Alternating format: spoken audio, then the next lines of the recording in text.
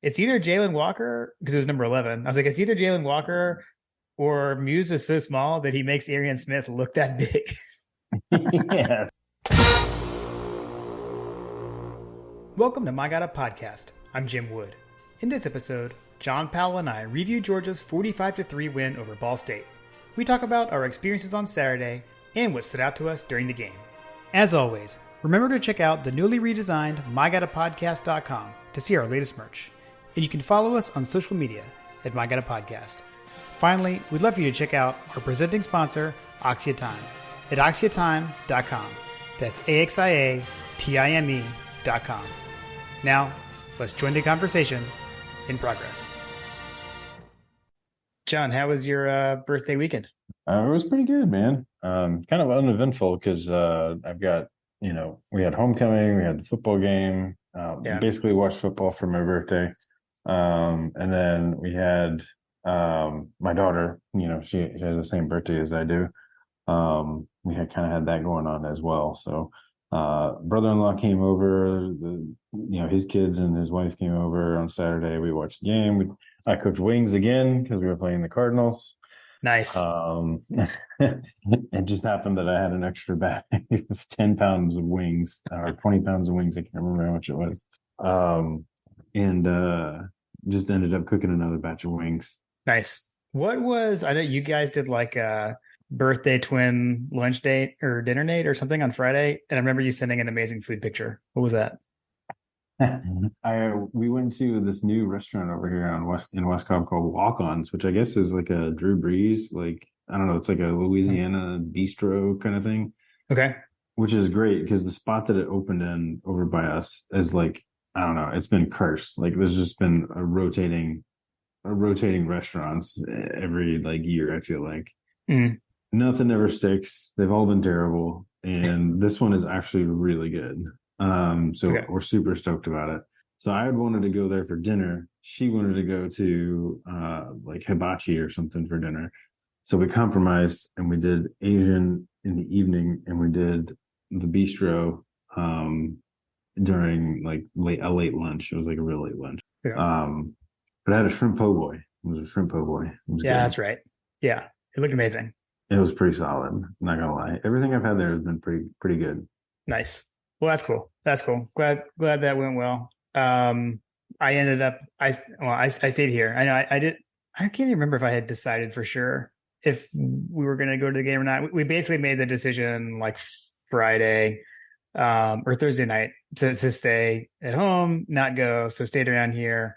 And then I spent my Saturday morning getting my TV set up. Cause we had talked about the good games that were coming on and everything. So I got my multi-TV thing going. It was the first time to try out my new setup with my removable mounts for college football. So that was fun. So yeah, same thing. Sat around, did college football all day, took a break for some TV watching a little bit in the evening, and then went back and kind of finished the night out on the porch.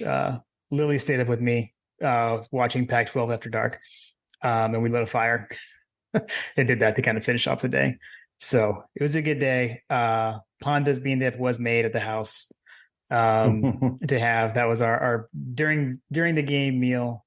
And I sent a picture of it to you today. The salsa, it is Garden Fresh Gourmet. That's the salsa brand. And then I think Jack's Special is the kind or something. So I had a laughing podcast moment at Harris Teeter today when I was grocery shopping and sent you that picture. So that's what was going on there. That's amazing. Yeah, I'm glad you sorted out your salsa problems. Yes. I'm jealous of the setup you have. So they're removable mounts. I guess I didn't realize that they were removable. I was actually wondering that. I'll have to show you exactly what I did. Yeah, so I put they are called anchor bolts. They're in the posts on the sides of our fireplace out there. So it's basically like a screw on one end and then a bolt on the other. So they sit there full time, and then I have hex nuts that cover them. So there's just two little nubs on each post when I remove the TVs. And I got these. I have a mount from Amazon, or I got just an Amazon Basics, arm mount that I place onto those bolts, and then I use like wing nuts to keep it intact. So it's hard to. I'm sure like talking through it is super confusing. I kind of have to show you, but I Yes. basically have those same bolts like in my office. So I actually take like I have a TV mounted on the wall in my office. I remove it from the wall and I put it outside. And then same thing with the other one. I don't have two in my office. They're the other one's in like the guest bedroom. So I do that. And so I've actually already moved them back. So like my TV's back in my office right now. I did that today after the late NFL games were over. So yeah. That's hilarious. Yeah, it's pretty sweet. It's pretty sweet. So yeah, I had 3 games going like all day because I've got my antenna runs out there. So I try to just watch, local over the air games on those to leave the streaming bandwidth, for the Georgia game on SEC network. So, but it worked out. It worked out pretty good. Good times. So like, obviously the main thing to talk about with the game is that Joey Chestnut was there to call the dogs. Like what was Is it the main thing? No, that's not the main thing. I was wondering that can't, I was messaging the thread today because I didn't realize it before or during the game, and I didn't see any social posts about it, but like, yeah, Joey Chestnut was there. And I was like, wait, what? Yeah, I knew because like when he called the dogs, my sister texted me and was like, "Oh my gosh, Joey Chestnut!" Because like 4th of July, it's like an annual family tradition. We watch the hot dog contest at the beach. So she was like, "Oh my gosh, Joey Chestnut is here!" So we were all texting about it. So that was pretty funny. But yeah, I don't know. Other than Georgia and Joey Chestnut are both really good at what they do. I don't know of any other connection. So that was super random. No, I buried the lead. I buried the lead. I think the main thing to talk about is that like I feel like we should just get straight to it. That we have an official wide receiver of the podcast. I think it's at this point it's pretty official. I think it's official. Yeah. So it's time. We're ready to announce it. We got when there were multiple tweets that came out from the podcast account. Initially just after the opening kickoff return was awesome by Muse. And then when the punt return happened for the touchdown, like, again, usually we get the notifications during the game, like, hey, something just happened, make a GIF. This time the notifications were like, he has to be the unofficial wide receiver. What are you guys waiting on? So, so then I was like, I texted you because I was like, I didn't want to just tweet it from the account before confirming with you. So remember, like I texted you and I was like, John, can't we say this? Like, is he the unofficial official? Like, can we say this? And I waited until you responded before the tweet went out. So yeah, I mean, at this point we gotta make a game time decision. We've been hopeful about Ladd. Right. At this point, he seems to be, as Kirby mentioned, day to day. So he's got some catching up to do. Right. But I mean, so not only we had that, so let's see, the punt return, the kickoff to return right at the beginning of the game. He had another punt return that like he almost got loose on. And then just kind of like icing on the cake after the game in the post-game interview, we find out that Mike Bobo gave Mekhi Muse the nickname Waffle House because he's always open. He's always open, always reliable. Oh my gosh. So yeah, that's perfect. I think that was like the icing on the cake. Yeah, for sure. Well, yeah, he was definitely, a bright spot on Saturday. I think really kind of like sparked the team. I mean, initially I thought so out of the gate, right? With the opening kickoff return was an amazing return. The offense actually looked pretty good on the first drive until it bogged down, until we get to in the red zone and the goal line. It seems like that like the red zone and the goal line is this team's Achilles heel right now. It seems like. Yeah. And I know go ahead. I was just going to say, which is not going to bode very well as the season progresses into the more difficult parts of the season. Yeah. I mean, when you think about it, that's kind of been, I'm just like, if you're saying, dang it, Bobo kind of thing. I mean, it's been a recurring problem over the last few years. I mean, remember like even in 21, it was like we've rolled the jumbo package out there. Sometimes it would work, sometimes it wouldn't. but we would struggle in the red zone at times. Last year, it wasn't so much a struggle. Well, it was like touchdown or versus field goal because our scoring percentage was crazy high. But yeah, I don't know, kind of bogged down. And then the Beck fumble wasn't great. I think had the ball in the wrong hand. Probably trying to do a little too much with his legs. And then the missed field goal, next play. So kind of stalled everything out. And then we looked a little out of sorts until the punt return. Right. I think the other thing that was going on early that I was noticing, like we were running a lot of like lateral plays offensively, and like we were just missing the blocks, like things that probably should have worked, but it was like, either wide receiver or a tight end or somebody was missing their block in the perimeter. And that, like, I think they were probably, I didn't see it as much on Twitter. I guess Twitter wasn't as bad to me. Maybe it just wasn't looking as much, but as it was, as like sitting in the stadium around like, dang it, Bobo stuff. I'm sure it was going on, but I felt like it was execution. So I didn't hear quite as many. Yeah, it definitely seemed like it was more, I think it was more execution related. Like there were some passes that, Beck probably should have connected on. I mean, there wasn't a whole lot that I feel like you could really complain about. When you look at Beck's, like, his numbers, I think he had, he was 23 of 30, 283 yards, a couple touchdowns and one interception, which I guess I must have been, I haven't looked at the replay again. I haven't watched the game again because admittedly, like I was in the second half, I was in the midst of getting wings prepared. The game was already in hand, and I was in the midst of getting wings in hand. We saw the second quarter, so at that point it was like 31-0.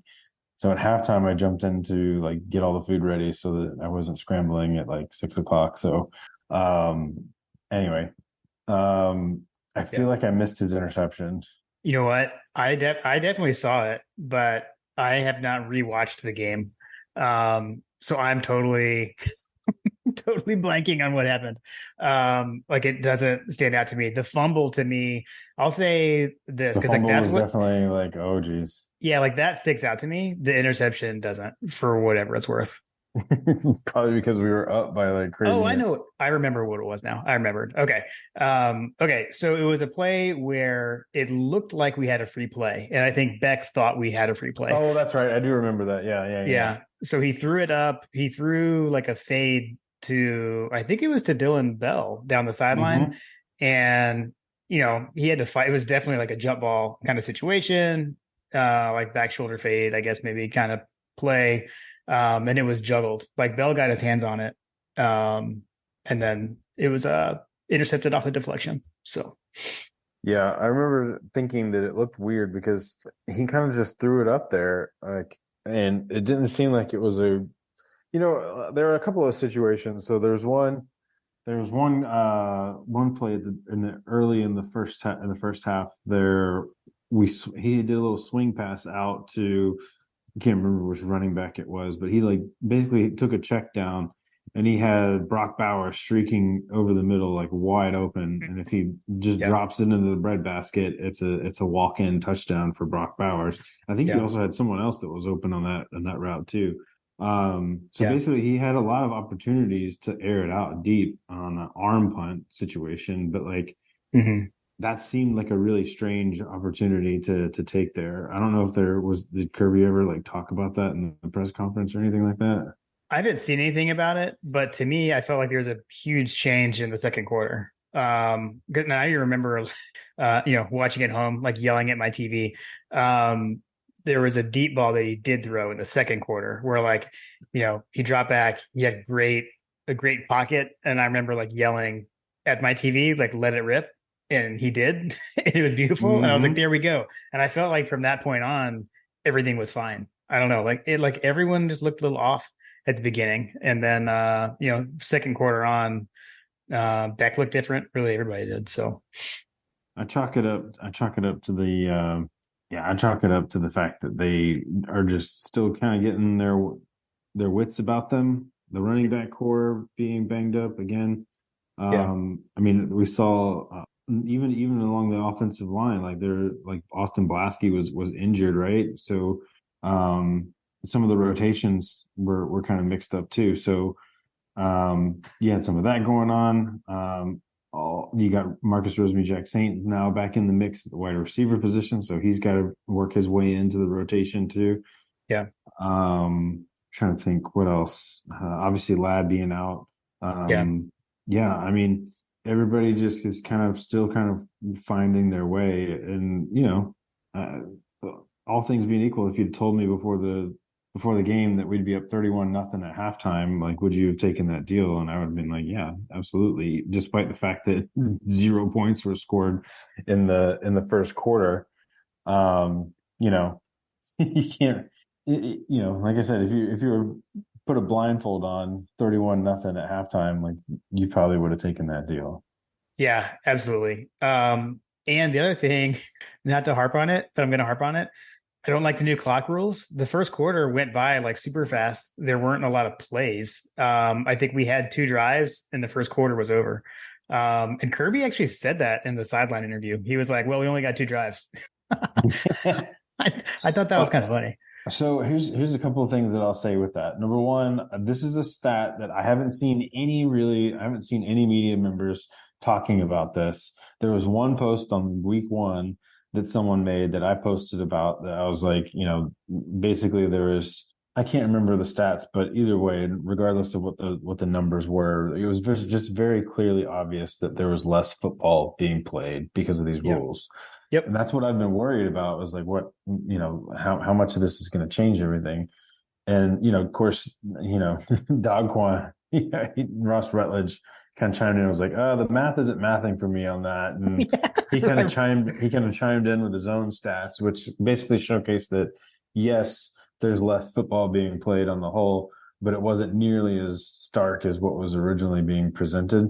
Okay. And I told him, I said, we're going to have him on a future episode of My God podcast to talk through this, because as the numbers start to build, as the weeks roll on and we get into more, quote unquote tougher games being rostered on the schedule, that there's one side of things that's probably saying, like, okay, the beginning of this season, pretty much everybody from the Big Ten, the SEC, like all these teams are basically playing cupcakes, right? Like, everybody's playing these tune-up games. You have the outliers like the Texas and the Alabama and Auburn and Cal, all those kinds of things. Yeah. But for the most part, everybody's playing, cupcakes right now, because we're all playing tune-ups. And then as you get into the October and November, that's when you'll probably start to have a bigger body of work in terms of that. And it does concern me, because if you have a team like Georgia that's a slow starter and you have a game that's being sped up by the clock, like that makes the margin of error for us to get up to speed very much smaller than it was in years past. Yeah. No, I agree. I mean, it's doing what they intended, right? Because like I was saying, preseason, my understanding is the reasoning is, or part of the reasoning is, the season's getting longer, and so they want to reduce, basically balance that out and have less plays per game, so that the players aren't playing more football. And I think everyone thinks that it's going to result in actual shorter games, but TV is filling that time with commercials, so it's not really changing the actual length of a game. It's just reducing the amount of plays. So, at any rate. Yeah, no, it's definitely something that's top of mind for sure. Yeah. We've got to come out. I'm hoping that one of these games that we have coming up here, that we're going to come out guns blazing from the first bell. Yeah. And put a team out of its misery in the first quarter and have a Kirby death march in the second quarter. Yeah, right. Seriously. So I want to go back to something that I thought you were going to say earlier. We were talking about back early, and you said you were going to chalk it up to, and I thought you were going to chalk it up to your conspiracy theory. What do you mean? I mean, I know I have my conspiracy theory, but how does that apply to Beck in this situation? On what? No, your other conspiracy. Your conspiracy theory specifically about this game in his wristband. Oh, yeah. So, so at the beginning of the game, Carson Beck was like, he came out and he didn't have his armband on. He didn't have the play call wristband that basically everybody reads. So they take the signal from the sideline, they take a look at their wrist, and then they get the play, and then he kind of quarterbacks it out, right? Well, at the beginning of the game, I noticed that he didn't have that on, and he was looking on to the running back that was standing next to him, and I can't remember who was the running back at the time, but Yeah. you could kind of see him. He was like, he was like cheating on a test or something like that. Like, what is the test? What we got here? And then in the second half, he actually had his wristband on. So I don't know, man. Like it just struck me as really weird. It Yeah. was very strange to see him doing that in the middle of the game. And it almost looked like he wasn't like prepared. Like Hmm. he just didn't get dressed with it, almost like you forget your socks or whatever. Yeah. Um, that's just something that you just come out with. And so I don't know like what the deal was with that. I wish that someone would ask Kirby about it because I noticed it very clearly on the broadcast. Yeah. But obviously, the second half rolled around. Maybe they got it together in the second quarter, but yeah, he definitely did not appear like he had all of the assets that's available to him to be ready for the game, Right. I which just, was kind of alarming. Really, like you're a D1 athlete, you've been there for how long, and if it really is that he just forgot to put it on, like that's just kind of a red flag. I just remember though that part of your conspiracy theory angle of it was that it was part of the manufactured adversity. Yeah. Manufactured adversity. Hey, go play it. Someone, Go out there and play without your wristband. yeah, exactly. Go out there. Yeah, like they told the equipment team, like, hey, hold back his wristband and let's see if he notices. Yeah. Oh man. So yeah. Okay. So anyways, I wanted to make sure I we forgot talked about about that. that. See, it's a good thing I took some notes. Excellent. Yeah. No, that was Uh, definitely a big one. That was definitely one. I imagine that not a lot of people noticed that. I didn't. I had no clue. But like I remember like you brought it up and I know like John Tweet Sports like he had noticed it too. I don't know. It's something like all the Johns recognize it. I did not recognize it. I did not notice that at all. So that was a good catch by you guys.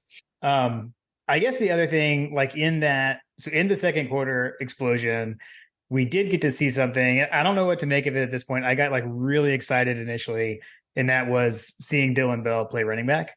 I mean, his touchdown run, I like really liked. Like it was like electric, just the way he was like kind of slashing, knifing through the defense.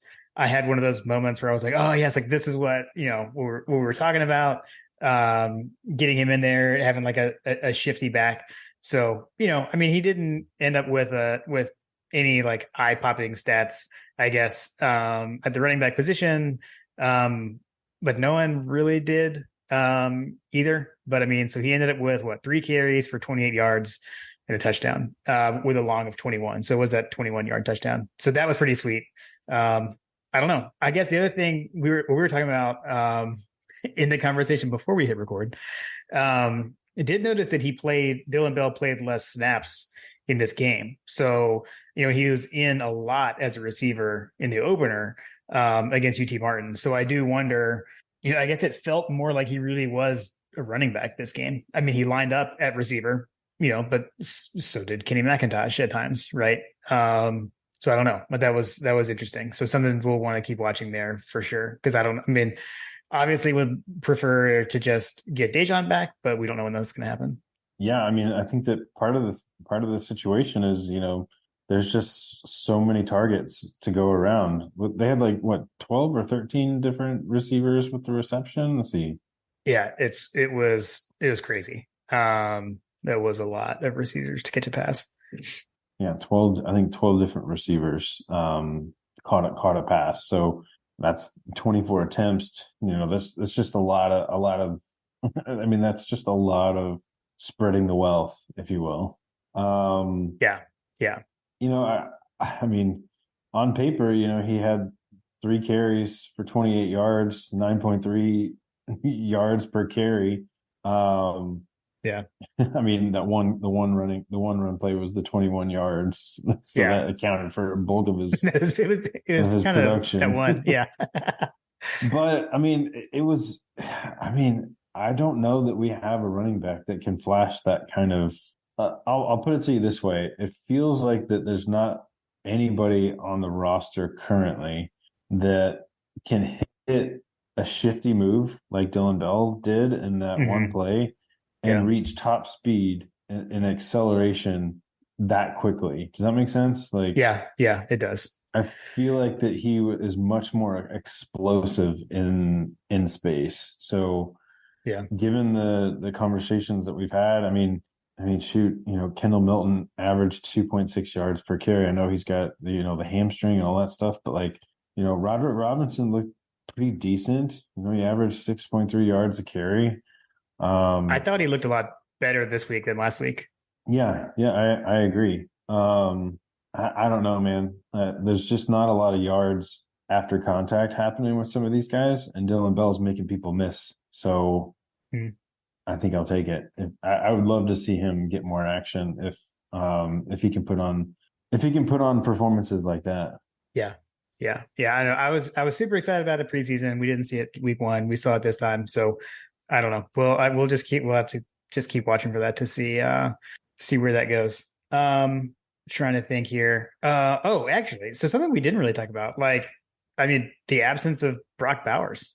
I mean, like one catch. That was kind of weird. Yeah, I told you that some of these early games, like I kind of wanted to see him get more involved in the offense, but like, Hmm. yeah, that one catch just seemed kind of weird. I don't know. You'd Yeah. think that they would figure out ways to get him the ball, but maybe the only thing I can say is that it's got to be the Kirby long con. Yes. Okay. You look We at can go with that. if you look at the top of the charts, right? So like Rod Robinson, Dylan Bell. So Hmm. those were our leading rushers this week. Last week it was, Kendall Milton was a big part of it last week. Um, Arian Smith, Oscar Delp, Rod Thomas. Those were our leading receivers in this game. Yeah. Um, those aren't players that you would probably have expected to have been the leading receivers in this game, given the starting lineup, right? Right. Like, Makai Muse, I think that he's kind of a known quantity at this point. Hmm. He seems like he's going to be involved in the game no matter what. It was great to see Marcus Rosemy-Jacksaint Yeah. get some action, get back into the swing of things. But I feel like maybe they just weren't throwing to Brock because they kind of know what they've got with him. Yeah, that's true. Again, the manufactured adversity, right? Right. Right. I mean, if you look at the snap counts, especially like on the defensive side, I know someone had pointed this out, but like, it's not the starters who are getting the most snaps. It's, you could look at these and say the rotation is kind of treated scrimmage like, with who's playing the most. Right. So yeah, I mean, I guess you apply that to the offense a bit Do as you, well. are you familiar with the Mel Gibson movie We Were Soldiers?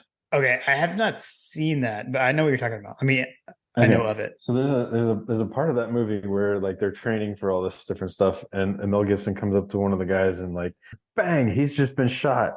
You're in charge. What's next? Like it almost feels like they did that to Brock Bowers. Like he's gone. He's not a part of the offense. You figure it out. What's next? Right. Right. Oh, I like that. I like that. Sticking with the manufactured diversity. Yeah, it could be. Could Yeah. be. Cool.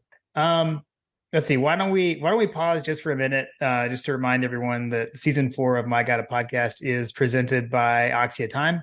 So Oxia Time is a custom Swiss watch company, and you've got to check out their Georgia 2021 or 2022 National Championship collection.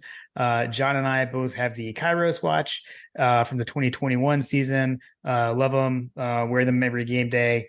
So be sure to go check them out at oxiatime.com. That's AXIATIME.com. And remember, you can use My God a Podcast as a code at checkout to get a presentation box to come along with your timepiece. All right. So I don't know if you want to talk about. I actually had one funny thing that I thought was kind of funny, and then maybe we can talk about the defense of it. But on the punt return, and this I don't even remember exactly when this happened. I feel like it was a while later. You texted and you were like, "Who was that was blocking for Muse? Like who is running so fast, like running with Muse?" And it was Jalen Walker, but I was like, it's either Jalen Walker, because it was number 11. I was like, it's either Jalen Walker or Muse is so small that he makes Arian Smith look that big. Yeah, seriously. So I don't know. There was that.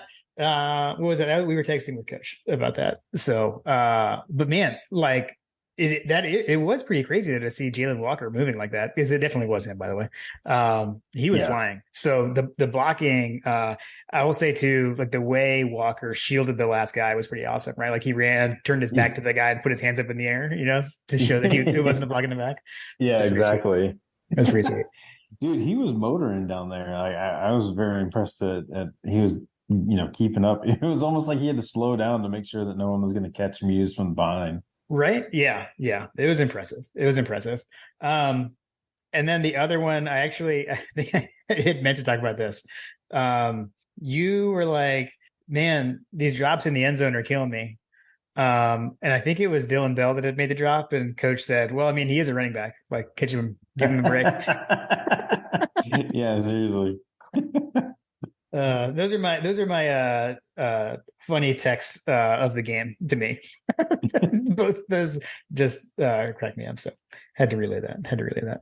I don't know. I guess, I mean, the defense, you talk about like 31-0 in half, even when you talk about a 0-0 first quarter, right? Again, we've got the defense pitching a shutout, only giving up 3 points. I feel like we've I think both games, you get to that point where it's like the other team is just desperately trying to score. They did score, but we've had those moments.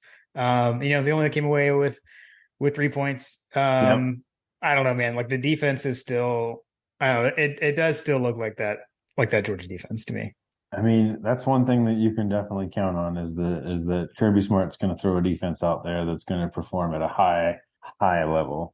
Yeah, I mean, even though at times, like I remember we were texting, the Dog Central folks, multiple folks on the DC thread. I'm curious to see Graham's 12 takeaways. I don't know if he's posted it today. I haven't had a chance to really catch up, but it seemed like that we were getting kind of death by 1,000 cuts over the middle in terms of our defense. It just felt like that they had lots of open space over the middle versus us, which I'm assuming Kirby and Schumann and Boom are gonna see that and hopefully take steps to address it, because that could come into a big problem with as we get deeper into the schedule and some of these teams that have better wide receivers that could potentially, catch the ball in open space and give us more of a fit. Yeah. I know. I definitely, I had another, a moment of frustration on a deep ball that they threw down the left sideline. And I was like, oh man, that guy's wide open. However, that was the play that Malachi Starks got his interception. I mean, it's so amazing to watch. Like you're sitting there like, oh my gosh, the receiver's so open. And then you see Malachi Starks just fly across the, for me on the TV screen. I can't imagine what that looked like in the stadium. I need to talk to my dad to see what that looked like from in the stadium, because where our seats are, like in the end zone. I mean, he comes flying across the field and just erases the play and intercepts it. I mean, it was unbelievable. Is Malachi Starks, is his nickname the Eraser? I think it should be. I mean, he's been doing that, and you brought that up in the first game, right? Where even with tackles, right? Like guys get around the edge and you're frustrated, and then Malachi Starks just comes flying down the field and erases that too and tackles the guy. I don't know. I mean, I feel like his physicality has increased since his freshman season. He's definitely was always the ball hawk. And I'm not saying he didn't hit last year, but we had Scene, right? You had Scene, and then Christopher Smith.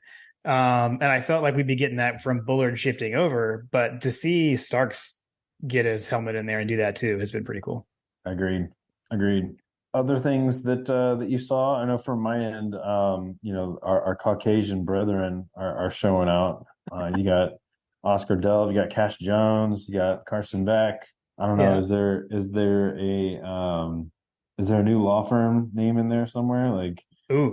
Jones, Beck Jones and Delph, or something along those lines. Oh, we may have to. We have to see if there can be a new law firm. Hmm.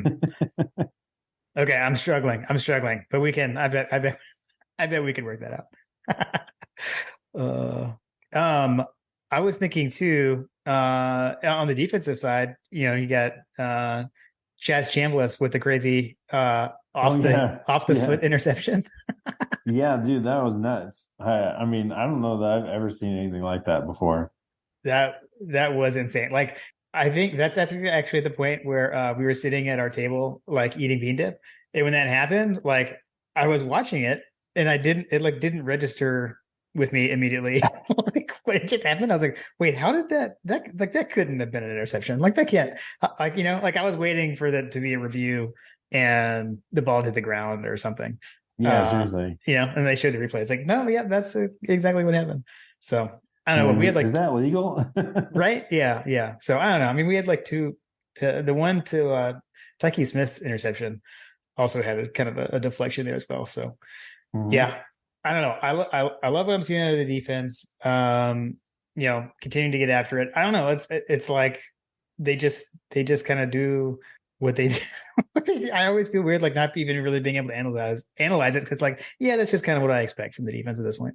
So I'll give you a couple of things to think about and ponder Okay. on the defense. Zero sacks. Hmm. That is concerning to me. We had 6 tackle for loss. But yeah, I don't know. When we were going through, and I know that we'll get to coaches over unders, but like I think one of them I think one of them was a sack number, right? Hmm. And I remember when you asked that question on the preview episode, I was like, if anything has to do with sacks, I'm going with the under because this team has not shown that they can get to the quarterback yet. And if you can't get to the quarterback on Ball State, I don't know, man. We may just be designed to just allow the secondary to feast and the linebackers to feast, and the defensive line is to just not allow any rushing yards because that was something else that was also noticeable too. The Cooper guy, right? He only had 8 yards rushing. Mm. They had 77 yards rushing as a team. Yeah. Yeah. Um, yeah, I mean, basically they had to rely on their passing game, and that wasn't very good either. So you have a line that's holding them on the rush, and you have a secondary that's holding them on the pass, and it's kind of like, well, we'll just kind of wait for them to make a mistake, and then we'll get off the field and off we go. Like it doesn't seem like havoc is a huge aspect here. I would imagine that if Kirby were looking at the havoc plays here, that they probably wouldn't be up to the standard. Right. Yeah. Yeah. I think in this one, the turnovers probably offset that. I do know, like in general, I don't know, we don't like if you think about like a guy like Jermaine Johnson, right? Like what we asked him to do at Georgia versus what he went and did at Florida State. They're asking you to do something different there on the end there. We're more about like holding the edge and sealing the edge than always pinning back and rushing the passer and getting the gaudy sack numbers. So I think that's part of it. But yeah, that's definitely something to keep an eye out for, especially as as the level of competition goes up. Yep. Cool. Let's see. On that note, on the level of competition, the spread on this game, we joked when we were doing our picks, like, oh my gosh, the spread is so high. Spread was 42.5. We won by 42. All I'm going to say there is that is why I do not gamble. I can't I can't imagine, like winning a game 45-3 and being like, oh, but we didn't cover. So I'm not, I couldn't deal with that. One other fun fact on this, and I shout out to the Bulldog Brunch. I heard this on the Bulldog Brunch today. 45-3 was a Georgia scoregami. So Georgia had never won a game 45-3 before this game ever. I did see that. Yeah. So that's one. That was one of our season long over unders with Coach.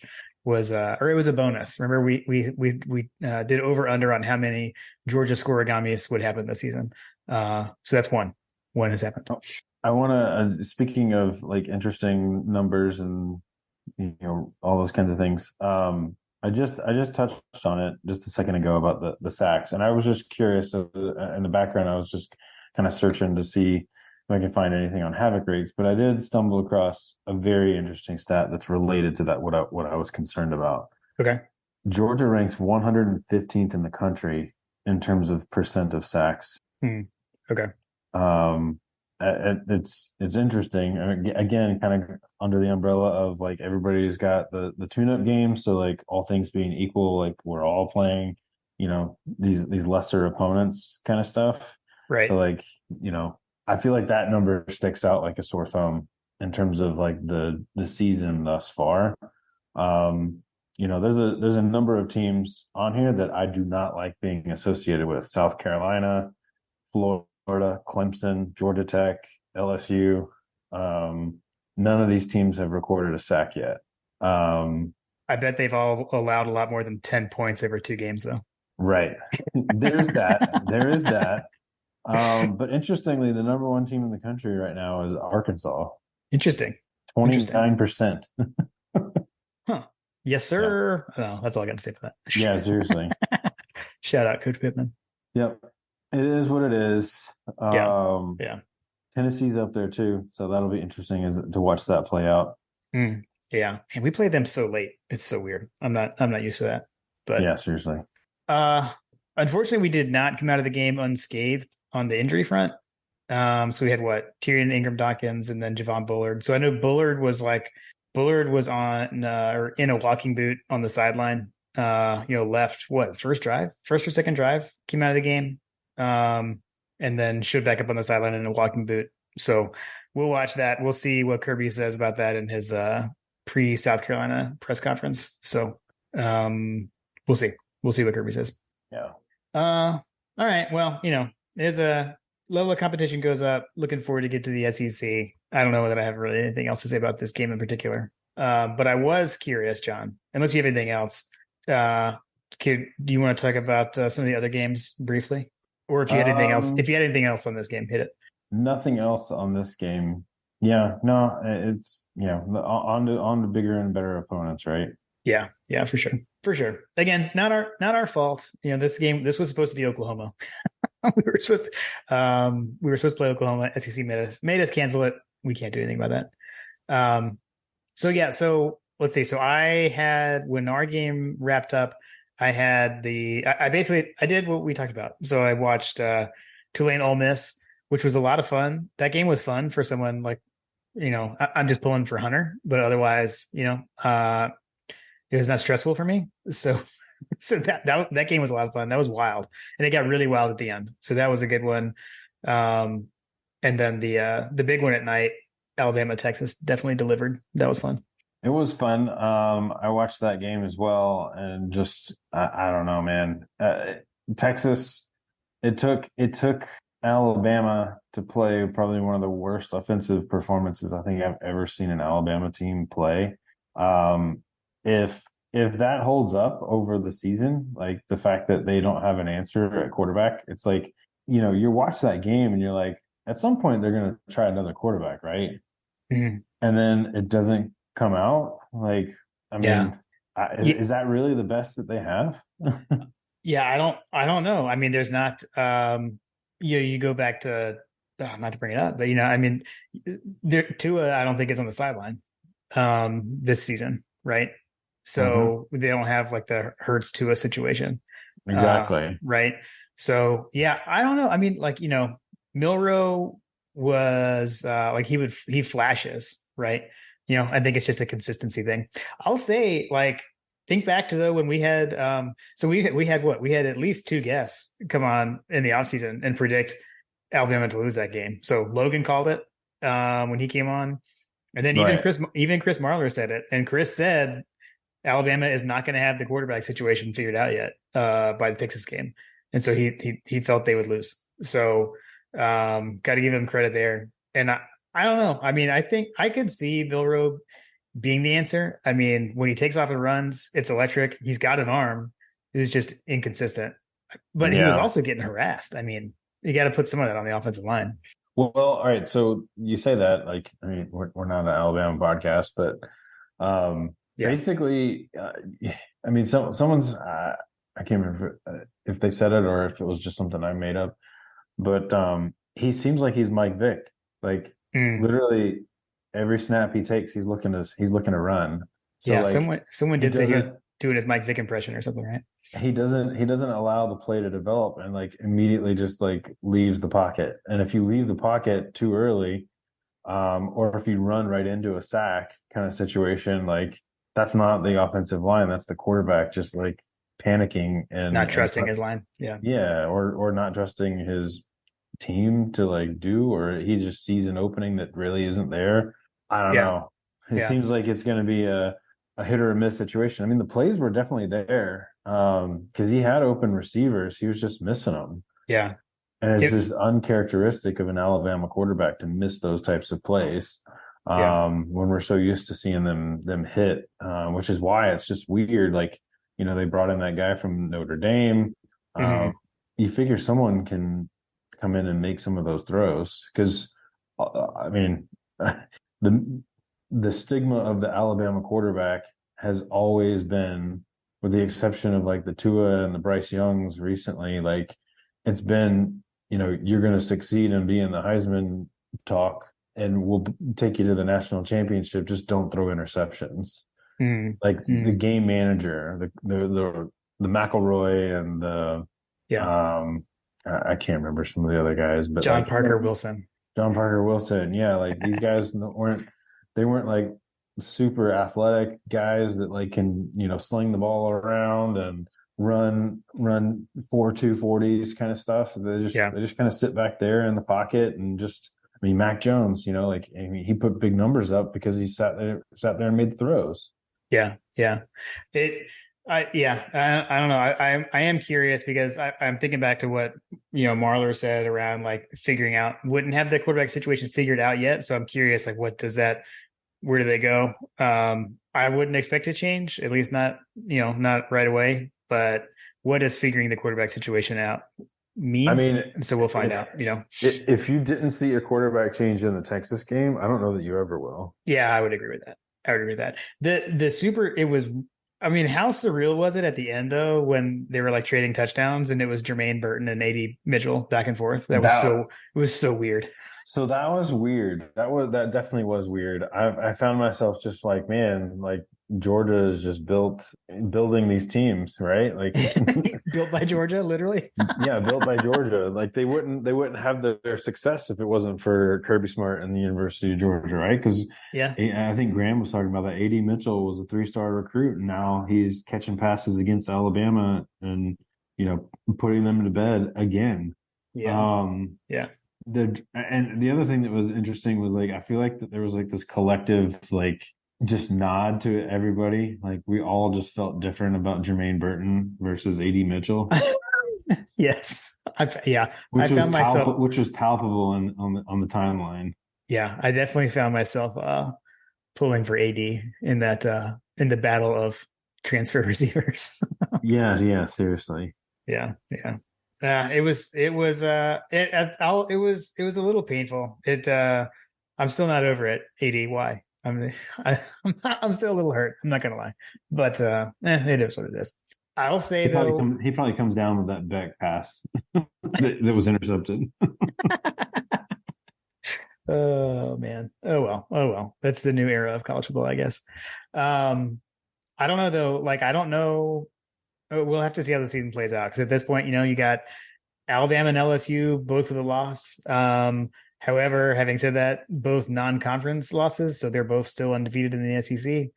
I don't know. I don't know if it still comes down to those two, but I don't know, the West is kind of open, I guess.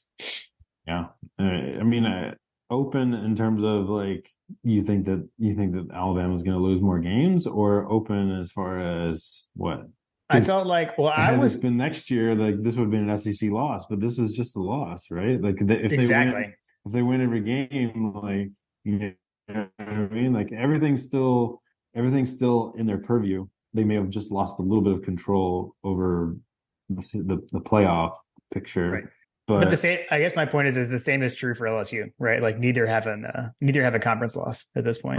So right. you still got all these undefeated teams in the West. So in the Agreed. conference. So Yeah. Right. Yeah, that was all. That was all. I would say Ole Miss probably jumped out to an early lead, right? Because they have a non-conference top 25 win. True. True. There we go. Shout out Hunter again. Cool, man. Well, yeah, I was sitting out. Like I said, Lily and I made a fire out on the porch. Watched the end of that game and watched a little bit of Pac-12 after dark, and then off to bed. So it was Right. it was a good weekend of college football. It was fun.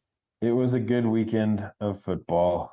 I was gonna I- say the other thing that was good. Our new store launched. So oh yes. I had mentioned it, and then I was a hold up on something to get it out there. So it is out there. So if you we've talked about the redesigned My Gotta Podcast. There's a link at the top of it, mygottapodcast.com. You can click the store link or just go to mygottapodcast.com/store. Much more interactive. There's more on there than we had on the old one. A lot of different color choices, etc. So the new hats are there. We got some new shirts there.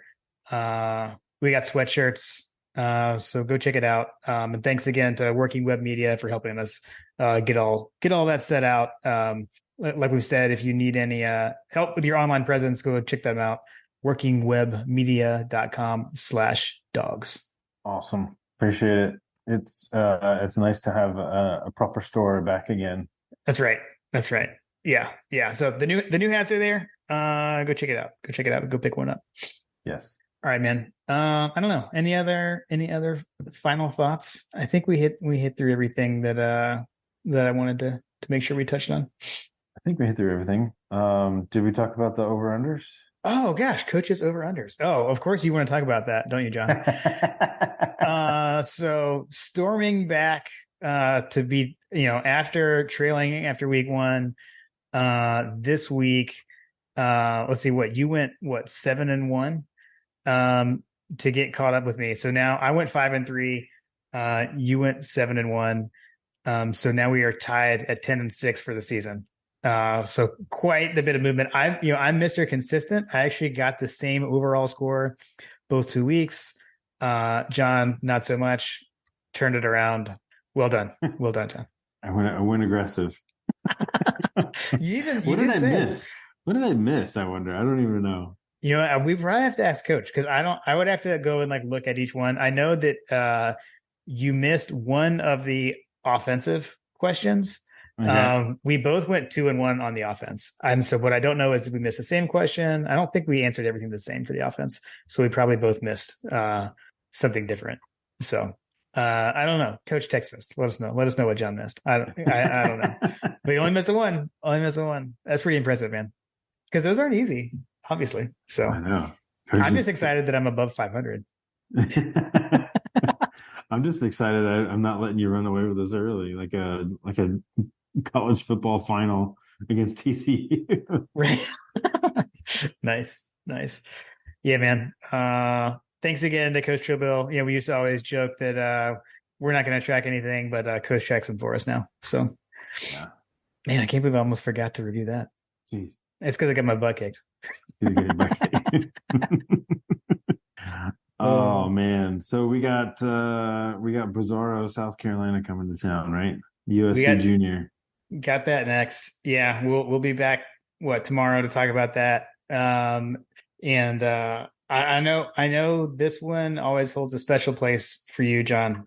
I know you have some extra disdain for the Gamecocks, so I'm sure we'll be discussing that when we preview them. Yes, more to come. More to come. Nice. All right, man. Well, glad you had a good birthday weekend.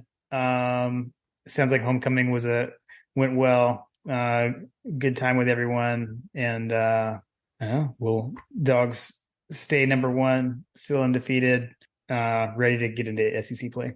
Yes, and our third consecutive home game. Yeah, it is weird.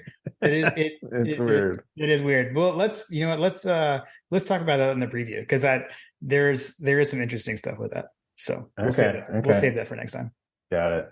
Well, appreciate it. We'll sync up later this week to talk about the Gamecocks. All right, man. Awesome. Go Dogs. Go Dogs.